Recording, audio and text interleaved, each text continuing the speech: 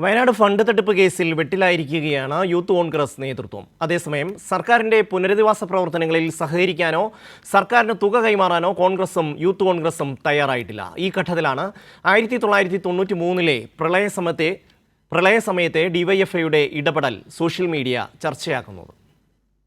വയനാട് ഉരുൾപൊട്ടലിൽ ദുരിതബാധിതർക്ക് പണപ്പിരിവ് നടത്തിയിട്ടും വീട് വെച്ചു നൽകാതെ വെട്ടിലായിരിക്കുകയാണ് യൂത്ത് കോൺഗ്രസ്.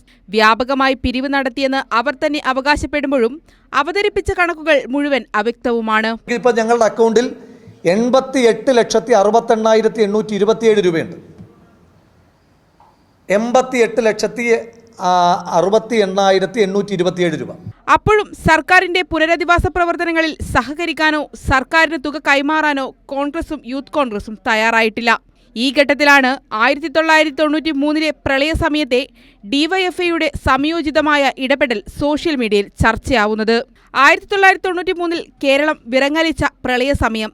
കരുണാകരൻ നേതൃത്വം നൽകുന്ന കോൺഗ്രസ് സർക്കാരാണ് ഭരിക്കുന്നത്. പ്രളയാനന്തര പുനരധിവാസ പ്രവർത്തനങ്ങൾക്ക് കൈത്താങ്ങാകാൻ അന്നത്തെ ഡിവൈഎഫ്ഐ നേതൃത്വം വിവിധങ്ങളായ ക്യാമ്പയിനുകൾ ഏറ്റെടുത്തു. ചിത്രത്തിൽ കാണുന്നത് ഡിവൈഎഫ്ഐ സംസ്ഥാന വ്യാപകമായി പിരിവ് നടത്തി അന്ന് കിട്ടിയ 10 ലക്ഷം രൂപയുടെ ചെക്ക് അന്നത്തെ മുഖ്യമന്ത്രി ശ്രീ കെ കരുണാകരന് ഡിവൈഎഫ്ഐ സംസ്ഥാന സെക്രട്ടറി സഖാവ് എസ് ശർമ്മയും സംസ്ഥാന ഭാരവാഹികളായിരുന്ന സഖാവ് സിബി ചന്ദ്രബാബു, കടകംപള്ളി സുരേന്ദ്രൻ, മുത്തു എന്നിവർ ചേർന്ന് കൈമാറുന്നതാണ്.